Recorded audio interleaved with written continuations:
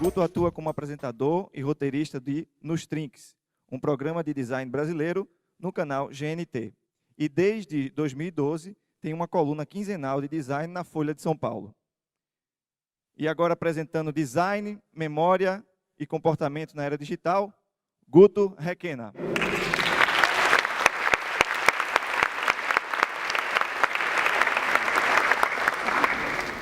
Oi, gente, tudo bom? Bom, primeiro eu queria agradecer, é uma honra enorme estar aqui no Interaction South America, e especialmente em Recife, que é uma cidade que eu tenho no coração, eu gosto muito daqui, já vim várias vezes. Esse ano já é a terceira vez que eu venho. Já fiz minha reserva para ir para Olinda no próximo carnaval, vai ser minha primeira vez em Olinda no carnaval. Enfim, eu acho que é uma ótima oportunidade, né, de estar aqui nessa cidade, enfim, estou bem feliz. E queria agradecer, né, a organização, as pessoas que me chamaram, é uma honra enorme estar aqui. Bom, eu sou o Guto. Entre 2000 e 2008, 2009, eu fui pesquisador do Nomads, que é o Núcleo de Estudos de Habitats Interativos da Universidade de São Paulo. E durante esse período eu fiquei imerso na universidade, tentando entender os impactos que as novas tecnologias têm na minha área, né, no design, na arquitetura. E eu entrei na faculdade em 99. E esse foi um ano muito simbólico, assim, muito importante na minha vida, obviamente. Não só porque eu entrei na faculdade, mas porque em 99 foi o primeiro ano que eu tive uma conta de e-mail. Foi o ano que eu abri o meu Yahoo. E logo em seguida, a primeira rede social, né, ICQ, MSN. E desde esse início de atividade no mundo virtual, eu fiquei fascinado, fiquei muito instigado em tentar entender o que estava acontecendo na arquitetura, né? O que mudava a partir do impacto dessas tecnologias na nossa maneira de se relacionar e na nossa maneira de vivenciar o espaço. Bom, aí eu terminei, aí eu fiz o mestrado, que foi de 2003 a 2007, e a minha pesquisa se intitulava Habitar Híbrido, Interatividade e Experiência na Era da Cibercultura. Então, basicamente, nesses 4 anos de mestrado, eu tentei analisar os 3 momentos das etapas arquitetônicas, né? Então, a primeira, que é a criação. Então, tentar entender o que muda na hora de criar, com esse monte de ferramenta, com todos esses novos conceitos que vêm do mundo, né, da virtualidade, do mundo digital. Entendido a criação, o que muda, né, e quais são as ferramentas de produção, como é que se constrói. E, por último, os usos. Então, conseguir criar algo que é novo. Conseguir pela primeira vez na história do design da arquitetura construir isso, o que muda de fato? Bom, então eu vou falar para vocês um pouquinho, eu dividi minha apresentação em 2 partes. A primeira parte eu vou falar um pouquinho da pesquisa, um pouquinho das bases, dos conceitos que estimularam e que continuam estimulando a produção do estúdio. E depois eu vou mostrar alguns projetos focados nessa área de interação.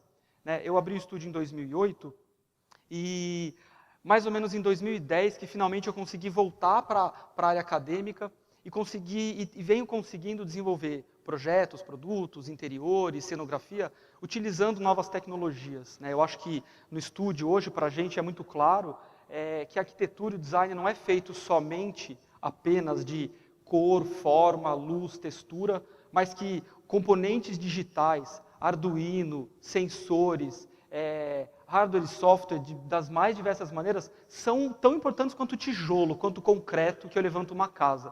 Então a gente tem experimentado e tem feito algumas coisas utilizando isso. Tá, vamos ver se o controle está funcionando. Aí, maravilha. Bom, essa imagem é uma foto essa é uma foto clássica, né? Talvez muitos conheçam, é o ENIAC, que é considerado um dos primeiros computadores de cálculo numérico da história. É 1946, ou seja, é ontem, né? Muita coisa mudou em pouco tempo. Para vocês terem uma ideia, esse computador precisava de mais de 20 pessoas, se eu não me engano, dentro dele, para operá-lo. Só que a capacidade de cálculo dele era inferior a uma calculadora de pulso hoje. Um dos primeiros protótipos do sonho, né, de se comunicar em movimento, né, do telefone móvel, do telefone celular, isso é década de 70. E essa foto é minha favorita. O bigodão da frente está carregando a câmera e o bigodão de trás está carregando a bateria. É uma das primeiras câmeras portáteis de uso comercial. Eles estão gravando um comercial de um carro. E a gente sabe que aquela foto era de 78. A gente sabe que em pouquíssimo tempo as tecnologias elas vêm diminuindo, né? Elas estão ficando mais ubíquas, ou seja, elas estão espalhadas em absolutamente todos os lugares e estão ficando cada vez mais amigáveis, né? É cada vez mais fácil utilizar essas tecnologias. Eu costumo falar para os meus alunos que a gente ainda vai dar muita risada, né? Eu acho que os nossos filhos, os nossos netos, eles vão dar muita risada da gente quando eles souberem que a gente acessava o ciberespaço a partir dessa interface, né? Uma tela bidimensional, um monitor e um teclado. Né? Hoje o que a gente vem assistindo, e acredito que vocês também estejam vendo bastante disso, são novas interfaces, né? São novas maneiras de eu dialogar com esse mundo digital. E, obviamente, isso tem um reflexo sem antecedentes na história do espaço, na história do design.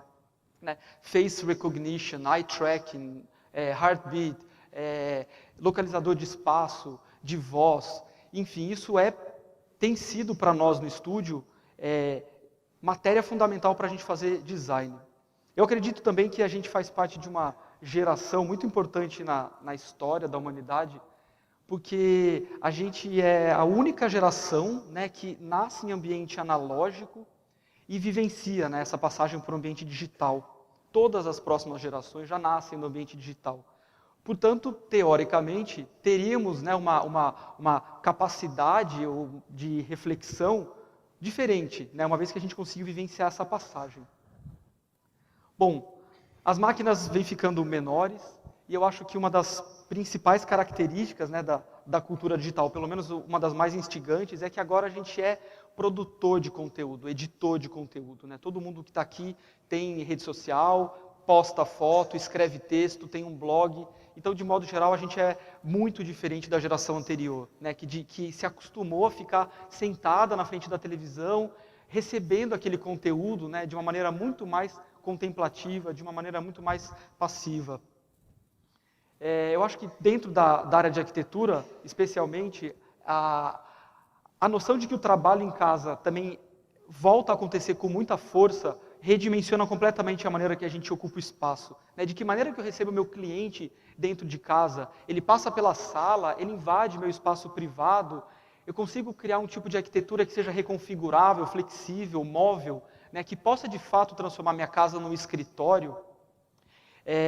As noções, né, que essas novas tecnologias trazem, esse borramento, né, é um momento de borrar o público e o privado. A gente não consegue mais definir com tanta distinção o que é público e o que é privado. A gente sabe a priori o que é público e o que é privado. Mas, por exemplo, o telefone celular.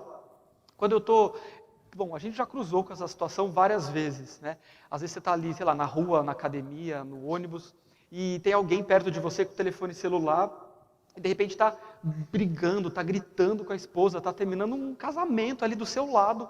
É como se o telefone celular trouxesse, né, um casulo de proteção, trouxesse uma noção de um espaço privado por meio daquele espaço público, coletivo. O oposto disso é você imaginar que, sei lá, você está no quarto e de repente você abre o computador, entra no Skype, enfim, navega pela internet. É como se você abrisse uma janela, né? Como se de alguma maneira você trouxesse um pouco da instância pública para dentro da tua instância mais privada, que é o quarto. Né? Então isso se reflete de uma maneira muito interessante, né? E está na nossa mão, literalmente, definir os rumos, né? Que a arquitetura e que o design se apropriam disso, né? E redefinem isso. Essa é uma imagem que eu gosto bastante também, que é uma dona de casa no Rio de Janeiro, aí nos anos 50, 60, e esse é um momento fundamental assim, para a gente estudar modos de vida. Né? Esse é um momento divisor de águas na história da habitação, na maneira que a gente vive. Quando tem a guerra, a Segunda Guerra Mundial, as mulheres, os homens vão para a guerra para lutar, e as mulheres têm que ocupar os postos de trabalho que até então eram dos homens. E é a primeira vez na história que muitas dessas mulheres vão trabalhar. Bom, quando acaba a guerra, as mulheres têm que voltar para casa. Só que elas não querem mais ser dona de casa. E é justamente nesse momento que a gente tem o desenvolvimento de uma série de tecnologias para modernizar o lar. Né? Uma série de mídias, uma série de mudanças de comportamento que tentam modernizar o lar. Então, por exemplo, nessa época que surge uma série de bugigangas, né? Máquina de lavar, máquina de secar, descascador de banana elétrico, abridor de lata elétrico. uma série de coisas que nem existem mais, mas que trazem essa noção de modernidade para o lar. É nesse momento que surge, que Hollywood ajuda a disseminar também, né, esse American Way of Life. Né? Para vocês terem uma ideia, a maneira que a gente ainda ocupa as nossas casas, né, o layout, ele vem desse momento. Né? Como que é o quarto? Né? Todo mundo aqui sabe, fecha o olho e imagina um quarto. É uma cama, um criado mudo, um tapetinho. Como que é a sala? Né? Aquele layout da sala. Tem a TV, tem o sofá. Isso foi disseminado nesse momento. Né? A gente continua reproduzindo isso. Tem um dado interessante também que um dos primeiros levantamentos do IBGE sobre a população brasileira, que foi mais ou menos nos anos 40, mostrou que cerca de 80% do nosso país naquela época era composto pela chamada família nuclear, né, que é a família tradicional, pai, mãe e filhos.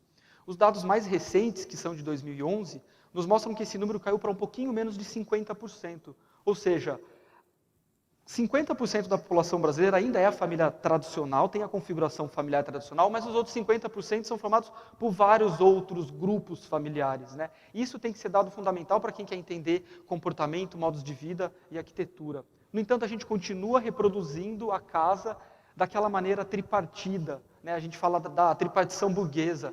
Para pensar nas casas que você tem na cabeça. Todas elas têm ali sala, cozinha, quarto, né, social, íntimo, serviços, entrada de patrão, entrada de empregados. Né, ainda é um modelo que a gente insiste em reproduzir. Né? Então, acho que dentro de todos esses conceitos do universo digital, entender que a casa, entender que os espaços tendem a ser mais flexíveis, mais transformáveis, mais mutantes, né, são reflexos dessa cultura digital.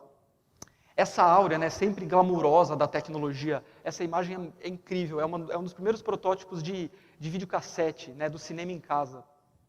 A gente sabe que a história das mídias também nos mostra que, normalmente, essas tecnologias surgem para quem tem mais grana, mas que elas se popularizam. Né? Foi o que aconteceu com o telefone celular, é o que vem acontecendo com a internet. Para a gente ter uma ideia, a nossa querida presidenta Dilma anunciou, 2 anos atrás, que até o fim da gestão dela, do mandato dela, 70% das casas brasileiras teriam internet banda larga, teriam conexão de alta velocidade. Se isso acontecer de fato, vai ser a primeira vez na história que um país com a nossa proporção teria, né, essa internet banda larga em 70% das casas. Agora, o impacto que isso vai ter na nossa maneira de viver, na nossa maneira de usar a casa, a arquitetura, de se relacionar, não tem precedentes. Eu gosto dessa foto, é uma foto da favela de Paraisópolis, em São Paulo, fim dos anos 80, que mostra a família aí orgulhosa, né, exibindo as suas tecnologias, quase que num altar religioso, né, na parte mais importante da casa. E essa é uma foto aérea, que mostra a mesma comunidade de Paraisópolis, com outra tecnologia, né, a gente já não tem mais esse tipo de tecnologia, mas que mostra que, de fato, todas as tecnologias digitais permeiam todas as classes sociais, mais cedo ou mais tarde. Bom, e aí a questão vem com a interação. Né? Em 91, a MTV surge no Brasil. E esse é o momento que eu acho que simboliza também essa nossa vontade de querer editar esse conteúdo. Né? Eu lembro que quando surge a MTV em 91, a gente tinha aquele videocassete, lembra? Aquele enorme G8, Panasonic. E eu adorava Michael Jackson, Madonna, Nirvana, The Cure, e ficava gravando os vídeos, porque eu queria assistir os vídeos no meu tempo, não no tempo da televisão. Eu queria ter acesso a esse conteúdo da minha maneira, na hora que eu quisesse. Né? Tem aquela outra história que muita gente aqui deve lembrar, que é maravilhoso, que é... Gente, vocês lembram na época da rádio, que a gente tinha que ligar para a rádio? Então você ligava para pedir música, você ligava várias vezes para pedir música. Aí você ficava lá no top 10, que tinha lá 6 horas da tarde, esperando, rezando para tocar a tua música. Aí você ficava ali com o teu gravador, com os 2 dedos, né? Um no play e um no rec, assim, rezando para tocar a tua música. A hora que tocava a tua música era assim, sincronia, você tinha que apertar ao mesmo tempo os 2 botões, aí você rezava de novo para o locutor não falar no meio da música. E, ou seja, depois de 30, né, depois de 2 lados de 30 minutos, depois de 1 mês, 2 meses, você tinha uma relíquia, né? Você tinha aquela fita que você gravou, que você pediu na rádio, aí você customizava a fita e aí podia fazer aí as festinhas, os bailinhos. A gente dá risada, porque isso é ontem, né? E essa nova geração não faz ideia do que é isso, né? Mas esse é o momento que a gente já quer editar o conteúdo, né? Se a gente for parar para pensar num controle remoto, ele é uma maneira de edição de conteúdo, né? Eu vou editando ali os canais, lá nos anos 80. Quando surge a máquina de Xerox, né, eu posso editar partes dos livros, eu posso distribuir partes dos livros que me interessam para os meus alunos. Antes disso, antes dessa explosão da chamada cultura de massa, a gente tinha, com certa facilidade, a gente conseguia distinguir a cultura que vinha da elite e a cultura popular. Depois da explosão dos meios técnicos científicos, depois, né, dessa cultura de massa, que uma das suas principais características é poucas pessoas produzindo para a grande maioria consumir, tudo se transforma. E agora a gente vive, então, finalmente a cultura digital, né? Então, que é esse momento que eu acho que tem duas coisas interessantes aí. Então, uma que é a edição de conteúdo e produção de conteúdo. Agora a gente pode produzir e editar. E a outra é, todas essas tecnologias falam a mesma língua. É como se de uma hora para outra, todo o planeta falasse inglês, né? Foi basicamente isso que aconteceu. O meu carro se comunica com o meu computador, que se comunica com o meu celular, que se comunica com o meu liquidificador, que se comunica com a arquitetura da minha casa, né? Ou seja, estamos vivendo algo que é novo, que é diferente. Tony Ramos, gente, quem lembra, quem é brasileiro aqui lembra, você decide o final. Você assistia, você ligava e o final era você que escolhia, né? Então a gente começa a ter essa mistura, né, da televisão com a internet. Maravilhoso, Tony Ramos novinho. E essa gamificação toda que a gente vive também, né? Esse momento de gamificar, o próprio corpo se torna a interface, né? Eu sou da época do Atari, que tinha que jogar ali aquele joguinho que você ficava cheio de bolha na mão, e agora não tem mais, né? A própria interface é o corpo. E muitos arquitetos e muitos designers, como a gente sabe, têm usado, né, o Kinetic, e têm usado cada vez mais essas interfaces para fazer arquitetura, para fazer design. Lá no fim do mestrado, me caiu uma ficha que eu coloco na minha dissertação. A dissertação está online para baixar, ou pelo site da USP, ou pelo meu site, parece que a nossa noção de lar, né, ela mudou. Até pouco tempo atrás, o lar ele era relacionado com a casa, né, com o espaço físico da casa. A hora que eu chego em casa, eu respiro, eu estou no meu lar. Parece que com as novas tecnologias, esse entendimento tradicional de lar, ele se expande para territórios que são muito mais simbólicos. Por exemplo, sei lá, estou no Japão e tudo é novo, tudo é estrangeiro, né, outro cheiro, outra comida, outras pessoas, tudo é diferente. A hora que eu chego no quarto do hotel e abro o meu computador, o meu tablet, é quase como se eu tivesse um respiro de algo próximo, de algo conhecido, né? Eu vou no Facebook, eu vou no meu e-mail, eu falo pelo meu Skype, eu entro num site. É como se a gente carregasse um pouco disso com a gente. Ou seja, a arquitetura está sendo colocada em xeque, né? Todas essas noções clássicas de entendimento do espaço estão em transformação. Teve um momento do mestrado que eu estava achando muito entediante a arquitetura, né? A gente tem uma formação muito modernista no nosso país, a gente fica estudando Oscar Niemeyer, Lúcio Costa, Le Corbusier, que é super importante, mas eu estava achando tudo aquilo muito quadrado, né? E aí eu resolvi sair do departamento de arquitetura e fiquei 1 ano e meio fazendo aula no departamento de artes, da Escola de Comunicação e Artes da USP, da ECA. E entrei em contato com esse tema que me instigou demais, que é chamado de cultura ciborgue. Isso mudou completamente a minha maneira de entender arquitetura, entender design e fazer projeto. Quando a gente fala de cultura ciborgue, logo vem na nossa cabeça esse imaginário hollywoodiano, né? A gente pensa no Robocop, o Homem-Robô. É um pouco isso, mas não é isso. Na verdade, que vários desses autores falam sobre cultura ciborgue é que nós somos já, de fato, a primeira geração ciborgue, e eles explicam isso por dois pilares. De um lado, a gente vive um momento de ficamos mais elétricos, né? O homem cada vez mais maquínico, né? A gente está vivendo a cultura das próteses, é a cultura protética, né? Marca-passo, olho biônico, prótese de correção quando alguém perde uma perna, um braço.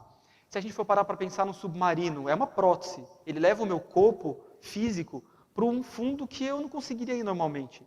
Um telescópio leva o meu olho para as estrelas, o microscópio me faz olhar para dentro do próprio corpo humano, né? Ou seja, a gente vive esse momento de expansão do nosso corpo a partir das tecnologias. Então, de um lado, a maquinificação do homem.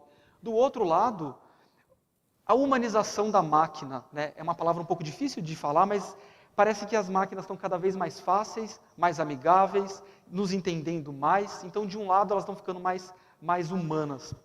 E aí, dessa junção que a gente tem biotecnologia, nanotecnologia.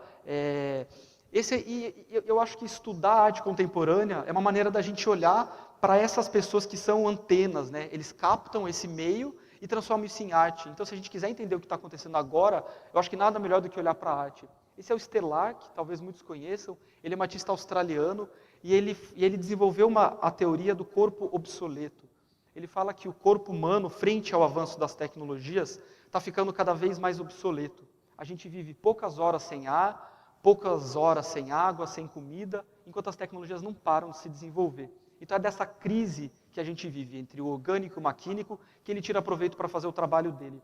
Essa é uma obra bastante conhecida dele, que chama The Third Hand, o terceiro braço, e ele criou essa prótese, ele trabalha muito com essa noção de prótese no trabalho dele, e ele cria essa prótese, ele leva 2 anos para ensinar o corpo dele a movimentar essa prótese.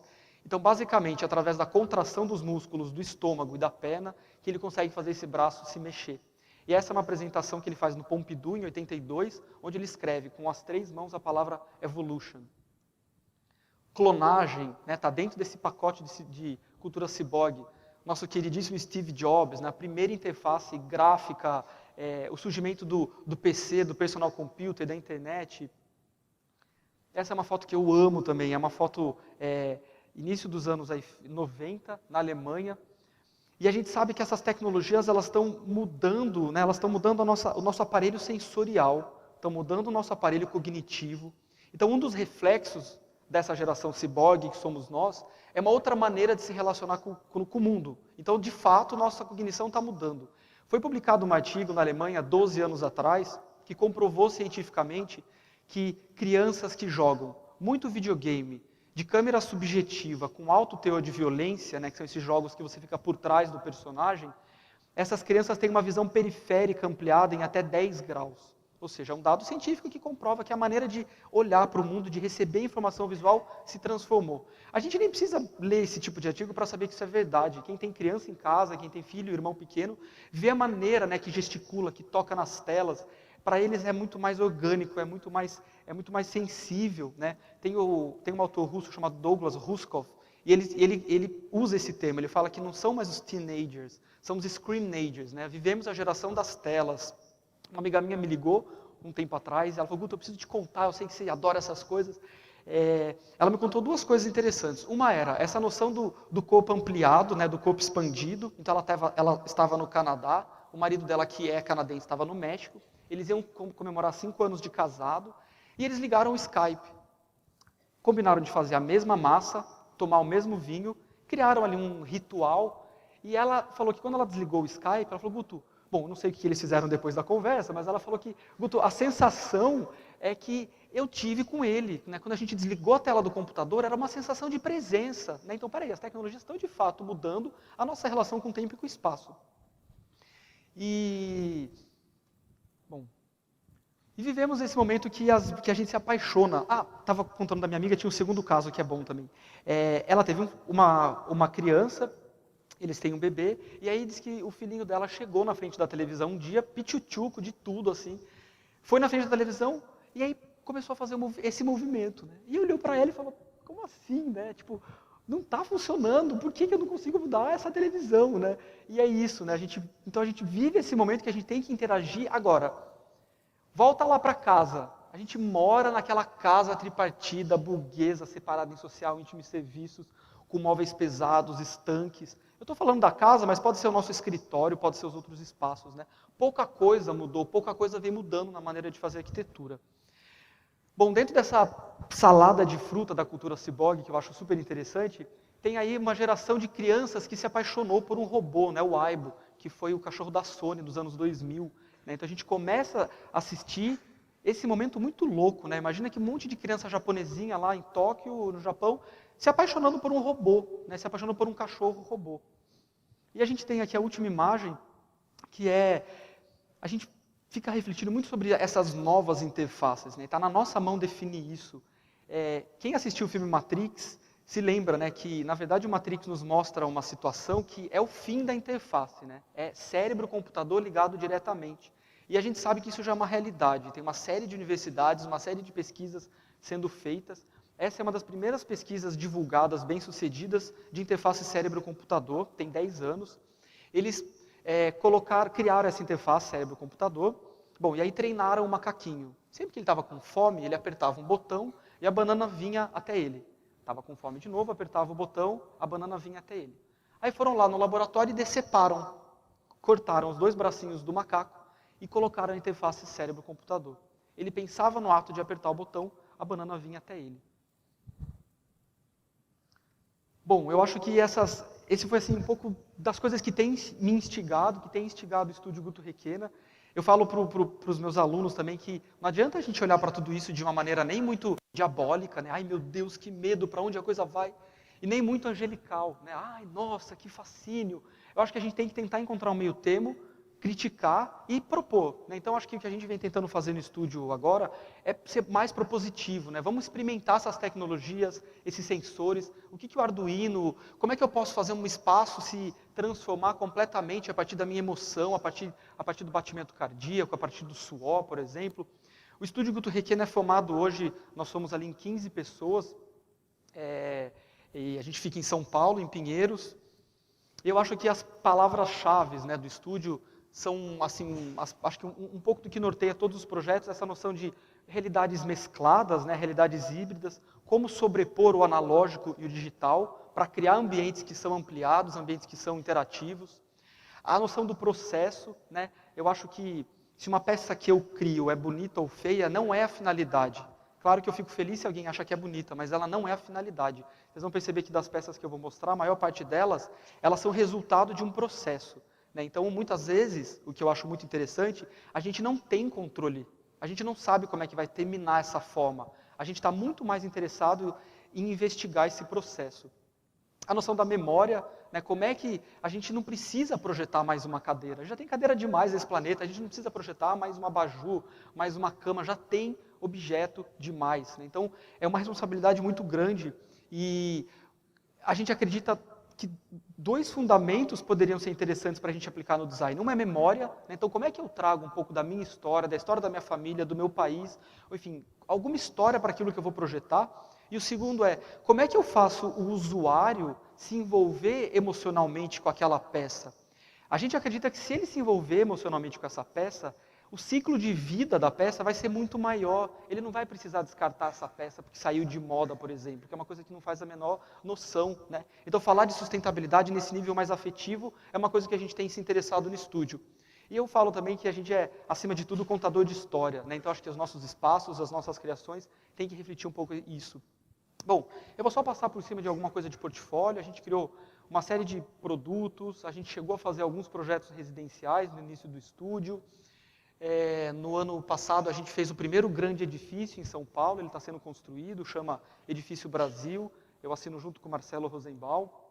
A gente projetou várias lojas, showroom,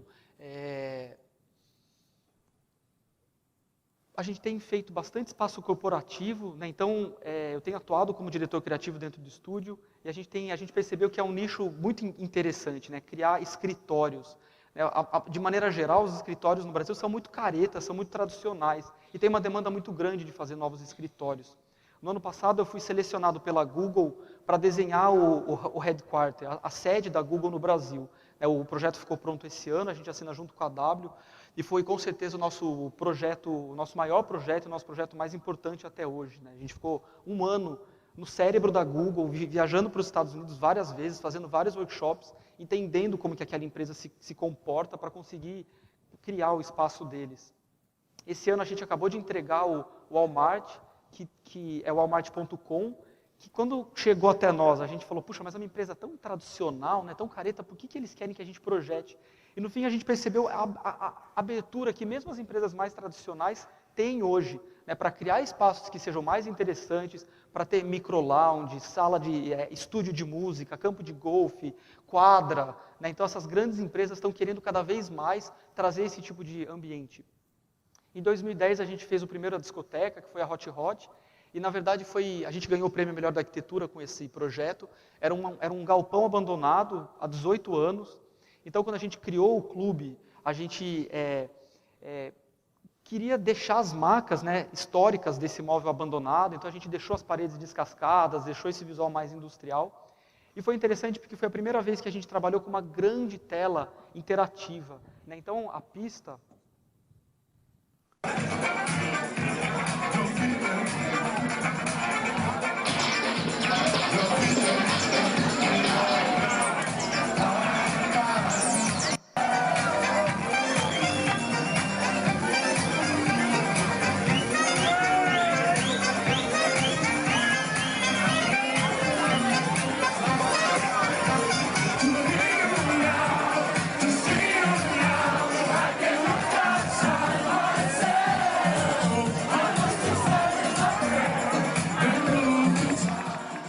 Foi a primeira vez que a gente conseguiu trabalhar com uma grande superfície estimulável, né? Nesse caso, estimulada pela música. A gente trabalhou com o Matrix, que é um software que coleta o BPM da música e transforma isso em output luminoso. Para fazer essa grande tela de projeção em 2010, bom, ela é super digital, mas na verdade ela é hiper analógica, né? Foram quase 4 meses com uma equipe enorme costurando cabo, costurando fio, colando LED com cola quente. Né? Hoje a gente já conseguiria fazer isso de uma maneira muito mais fácil, mas foi a nossa primeira experiência que a gente entendeu que na verdade não tem nada de digital no digital. Né?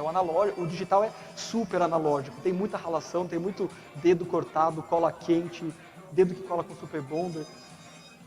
E nesse ano que passou, a gente foi convidado para fazer uma reforma na Disco, que foi um projeto, é uma outra discoteca importante de São Paulo, é um projeto do Isai Weinfeld com os irmãos Campana. Foi uma honra fazer esse projeto. E foi aqui uma outra oportunidade que a gente teve de trabalhar de novo com uma outra superfície estimulada.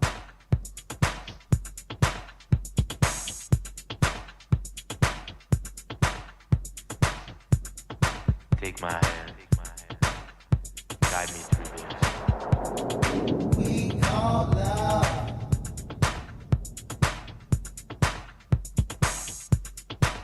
I need you to guide me. Eu acho que tem um desafio da gente fazer esse tipo de projeto no Brasil, que não é só uma questão de custo, né? Mas a gente tem uma mão de obra ainda, a gente tem menos engenheiros de interação, tem menos pessoas que sabem trabalhar com Arduino, né? Especialmente na área de arquitetura. Eu acho que, no caso, por exemplo, da Disco, quando a gente apresentou o protótipo para o cliente da iluminação, ele ficou um pouco assustado. Ele falou, não sei, eu acho que vai parecer meio barato, porque na verdade é uma calha metálica hiper barata, com um fio de LED endereçável dentro, né? E aí tudo isso conectado e ligado no Matrix de novo. E quando o clube ficou bom, a gente insistiu, ele topou, e quando o clube ficou pronto, eles vieram agradecer, falaram, puxa, obrigado por vocês terem insistido, né? Eu acho que a gente vai quebrando esses preconceitos de trabalhar com esse sensor, de trabalhar com esses recursos que muitas vezes não necessariamente precisam ser caros.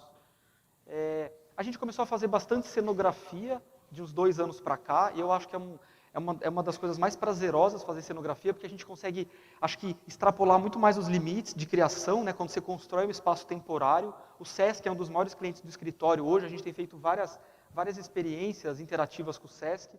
E eu queria mostrar eu vou mostrar 2. Essa é a Move. A Move foi uma exposição do MoMA de Nova York, que aconteceu em São Paulo, e eu fui convidado para fazer a cenografia. E a Move, ela uniu vários estilistas com artistas para criar performances. A Move aconteceu no Sesc Belenzinho, né, que é uma região da periferia de São Paulo, uma região muito carente, né, de equipamentos culturais, e foi muito interessante ver essa junção de grandes nomes internacionais, né, da moda. Tinha Diane von Furstenberg, Marc Jacobs, Alexandre Rekovic, com artistas como Vicky Muniz, por exemplo. Naquela periferia, as pessoas nem sabiam quem eles eram, e como o nome sugere, Move, a gente quis trazer um pouco dessa... Primeiro, a gente quis criar um espaço de imersão. Na verdade, ele é 100% analógico, mas a gente queria tirar aquelas pessoas da realidade delas e convidá-las a entrar nesse espaço muito mais onírico, muito mais de sonho. Então, o que a gente fez, a gente pegou esse espaço do Galpão Cultural do Sesc e usou um software paramétrico que simula o movimento de uma grande ventania dentro do espaço. A partir dessa simulação de ventania, a gente locou todos os tecidos, né? Vocês vão ver num vídeo que eu vou mostrar, que são os voais. Depois a gente aplicou o mesmo software paramétrico, né? A gente usou o Grasshopper, para simular uma grande enxurrada de água. E foi essa enxurrada de água que limitou as alturas dos tecidos. Então, quando você entrava dentro desse casulo, você conseguia quase que ver o movimento da água. Aí tem um videozinho que mostra isso.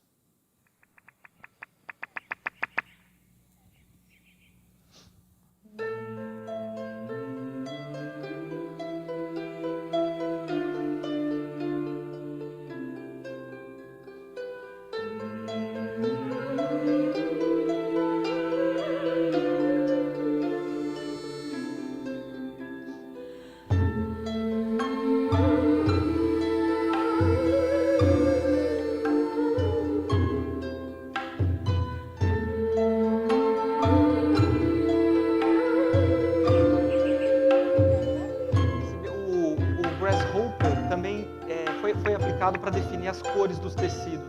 Quanto mais alto era o tecido, ou seja, mais forte o impacto da água, era o rosa mais escuro. Quanto mais baixo o tecido, ia ficando rosa mais claro até chegar no branco.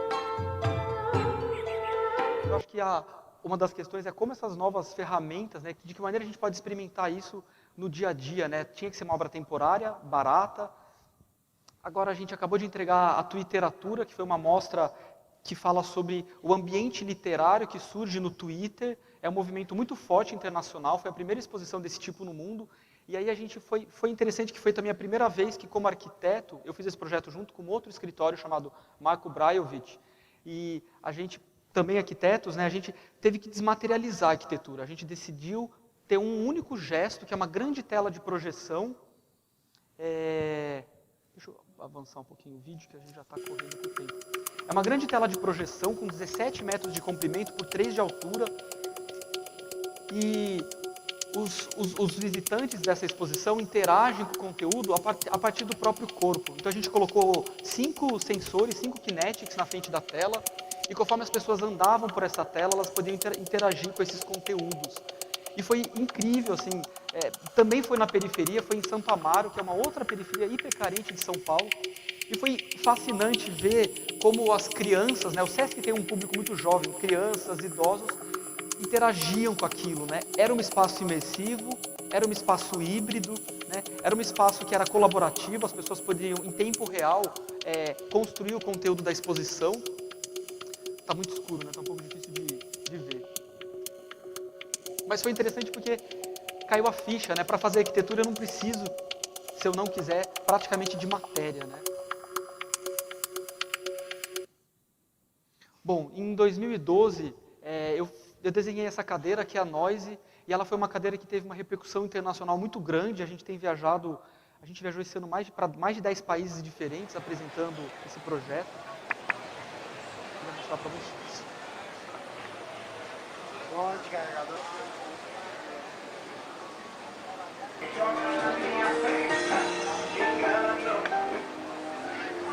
Essa é a rua Santa Efigênia, em São Paulo. É a rua conhecida por vender equipamentos eletrônicos. Então o que a gente fez? A gente andou nessa rua, coletando a paisagem sonora dessa rua, né? Então com um gravador polifônico, a gente andava pela rua, coletando os sons da rua. Quem conhece, conhece. Aí a gente escolheu um ícone do design brasileiro, que é a cadeira Girafa, da Lina Bobadi, que é a minha arquiteta favorita. Levou para o escritório, modelou digitalmente essa cadeira, né, escaneou ela e levou ela para o ambiente digital. E aí o que a gente fez foi cruzar esses dois arquivos. Ou seja, a gente tem uma cadeira que é resultado desse processo em que o arquivo tridimensional da cadeira fiel da Lina, que é de 87, era toda distorcida a partir do áudio da rua. A gente não tinha controle desse processo. A gente não sabia exatamente como é que a cadeira ia parar, né, como é que a cadeira ia ficar.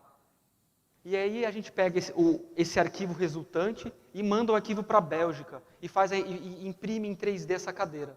Então eu gosto desse projeto porque eu acho que traz várias questões que me interessam muito hoje no escritório, né? Então, primeiro, a questão da autoria. De quem que é essa cadeira?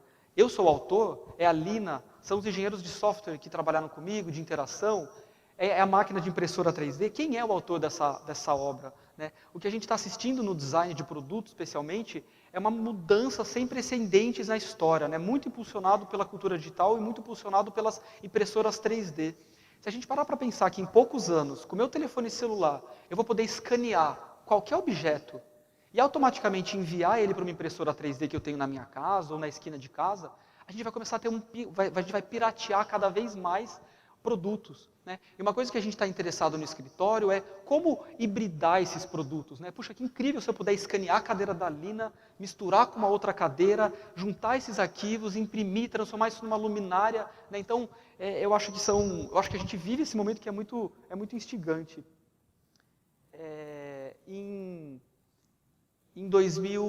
Esse ano no São Paulo Design Week a gente resolveu abrir o processo de construção da cadeira Noise. Então a gente fez uma performance na Galeria Ovo, a gente projetou a Noise, a gente projetou a interface que a gente usou o Processing para fazer. Para essa performance eu convidei a MetaD e a MetaMáquina. Então a MetaD desenvolveu a interface colaborativa e a MetaMáquina que faz a impressora 3D. Então as pessoas tinham um microfone e qualquer um podia ir cantar, fazer sons, colocar o telefone celular para tocar uma música nesse microfone. Você assistia em tempo real a distorção dessa imagem, né, dessa cadeira, e a gente imprimia em tempo real miniaturas dessa cadeira. E o resultado, de novo, foi incrível, né? Esse menininho, foram 3 dias de performance, ele foi todos os dias. O pai dele chegou no segundo dia, reconheci, falei, de novo? Ele, meu filho acordou, a primeira coisa que ele falou, antes de dar bom dia, antes de comer, era, papai, eu quero ir de novo ver aquela coisa louca que eles fizeram. E ele foi todos os dias, né? Então acho que tem uma responsabilidade nossa também de educar, né? De mostrar que não tem mágica, né? É uma impressora 3D, é algo viável, está ficando mais barato, você vai ter uma na sua casa. O Arduino, né? Eu não cheguei a mostrar muita coisa com o Arduino, mas a gente tem exposto o Arduino. Sempre que a gente faz um espaço interativo, a gente coloca os dados de programação no PaTube, né? A gente divide esses dados para que outras pessoas no planeta possam evoluir essa interação, possam fazer outros projetos mais interessantes, né? Não faz mais sentido deixar o design fechado. O design tem que ser aberto. Acabou o momento do design fechado. A gente tem que abrir a programação, a gente tem que trabalhar de uma maneira mais colaborativa. Que legal se um cara pega a programação da Noise e faz uma coisa muito mais legal e me devolve isso, né? E eu posso pegar isso e fazer uma outra coisa mais legal. E eu acho que isso é o mais rico, esse é o momento mais interessante do que a gente está vivendo. Eu já estou bem no finzinho, estou estourando meu tempo. Essa é um outro projeto de larga escala que eu estou fazendo em São Paulo. Está meio achatado aí, mas esse é um edifício hoteleiro, é um prédio de hotel em São Paulo, que fica na Rebouças, entre a Oscar Freire e a Lorena. E eu fui convidado para fazer um retrofit na fachada desse hotel. Então eu criei esse projeto que eu chamei de reativo, né, fachada reativa. E, de novo, né, muito instigado, muito interessado por esse momento em que a gente consegue misturar coisas que não eram misturáveis, né, como, por exemplo, som com design. Né? Bom, se tudo virou bit, se tudo é linguagem numérica, 0, 1, 0, 0, 1, eu consigo misturar e criar outras coisas. Né? Então, o que a gente fez nesse edifício, quem conhece São Paulo sabe que é hiper barulhenta a Rebouças, a gente colocou um gravador polifônico no 3º andar do hotel, e coletou a paisagem sonora da Rebouças durante 24 horas sem parar. Aí a gente abriu, né, visualizou esse arquivo de áudio, e o que a gente fez foi, a gente pegou o prédio, esticou esse arquivo de áudio, e deu 4 voltas com esse arquivo no prédio, simbolizando os 4 momentos do dia, madrugada, noite, tarde e manhã. Utilizando o Grasshopper de novo e o Processing, a gente tinha que trabalhar com uma chapa de alumínio chamada Alubond. Então o que a gente fez foi, os picos de áudio geram a cor dourada, menos barulho o azul escuro, menos barulho o azul claro e sem barulho o cinza. E aí o resultado foi meio que essa camuflagem, né, que é quase que uma visualização de dados daquela paisagem sonora daquele dia. O que a gente está fazendo no prédio é colocar uma estação meteorológica no último andar e colocar no 3º andar uma estação de som. Então o que vai acontecer é que a gente vai ter uma interface para celular e uma interface gráfica no térreo, para as pessoas poderem interagir com esses dados. E a partir dos inputs, então, de qualidade do ar e de som, a gente vai criar padrões. Né? Então, quando você passar pela Rebouça, a partir de julho do ano que vem, vocês vão ver esse prédio reagindo, né, aos estímulos dessa cidade maluca que é São Paulo. E que legal, né, se num futuro próximo, mais e mais a arquitetura puder dialogar com a gente. Né? Não é só um prédio bonito, mas é um prédio que me traz um outro nível de informação. Né? É um prédio que me conecta com a cidade. A gente precisa ter mais ícones arquitetônicos na cidade. Uma cidade como São Paulo é muito fácil se perder, você não sabe onde você está. A paisagem arquitetônica é muito parecida. Né? Então, que legal se a gente tiver prédios que podem reagir a estímulos, que podem me dar noções, né, da cidade. Esse é o último projeto, eu sei que eu já estourei meu tempo em 3 minutos, mas eu vou passar rapidinho. Essa é o meu projeto mais pessoal, ele chama Coleção Era Uma Vez. Eu fui convidado pela Guardian para criar um projeto e apresentar em Milão, em 2012. E eu acho que esse projeto ele simboliza os valores, né, os conceitos do Estúdio Guto Requena hoje. Então, primeiro, era criar um projeto que falasse das minhas memórias afetivas.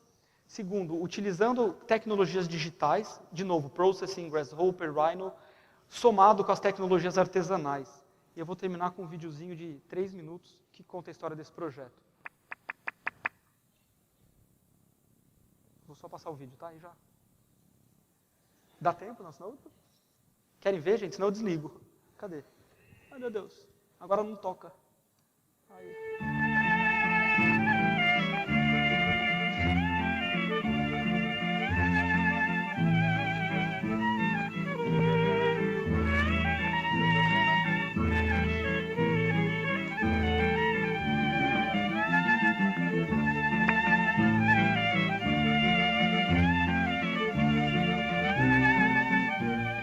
Meu nome é Terezinha Gomes Fonseca Jolie.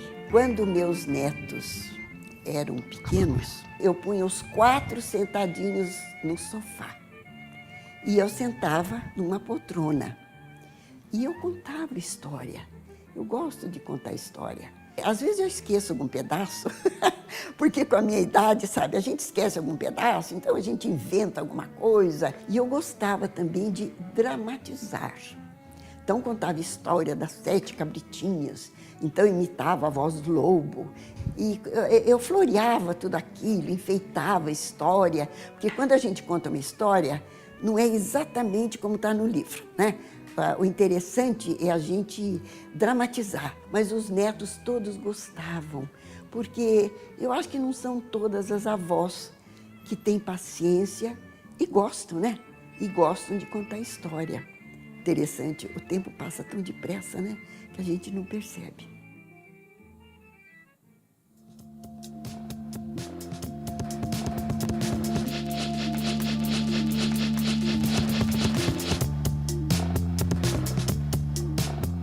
A coleção de vasos Era Uma Vez, ela manifesta, né, ela procura mostrar alguns princípios que são bases do estúdio Guto Requena hoje.